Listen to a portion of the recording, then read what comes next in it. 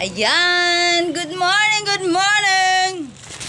Ayan, ito ang mga nabili natin.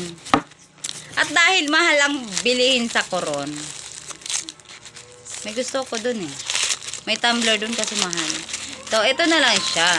Ito na lang ang nabili ko from Coron, Palawan. Tanan. Ayan. Maliit lang siya pero 75 pesos agad, oh. Ayan, dalawa yan. Ito na lang binili ko para sa mama ko. Kasi at least magagamit siya. Ayan. Tadan. Turon! Hindi ko alam kung anong ano dito. Lagayan ba ito ng sauce? O taniman. Tapos ito, mga ganito. It's from Coron, Palawan.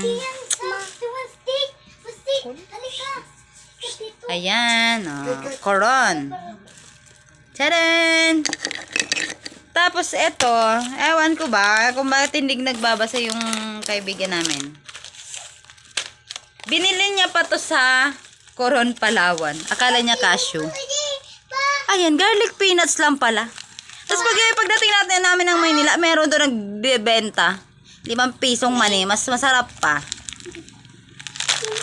Excited kasi bumili.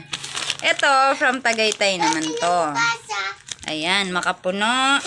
Baliktad. Meron pang isa, hindi ko alam kung ano ba to. Ayan. Ayan, meron pa. Ito medyo mura doon kasi ano lang to. 5, 100. Ayan. Medyo marami-rami tayong mga pasalubong. Ito pa, tadan. Ayan. 5, 100 labang po. It's from Tagaytay. Ay, ito pa pala. May nabili pa pala ako sa Coron. Dahil mahilig tayo sa mga blank-blank. Ayan. Oh, I love Coron, Philippines.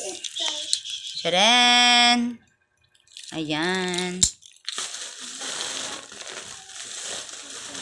At ito, ang pinaka.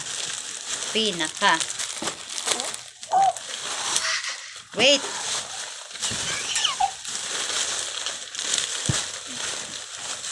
Ito. At dahil first time natin sumakay ng eroplano, syempre, inuwi ko yung pagkain doon. Yan. Oh. Nakatikim na ba kayo nito? Syempre, hindi pa. Ako rin. Kasi hindi ko siya kinain doon sa eroplano. Inuwi ko. Para may souvenir. Thank you. Philippine Airlines. Ayan. Thank you so much. Ayan. Hanggang dyan na lang. Bye! Ang gugulo kasi ng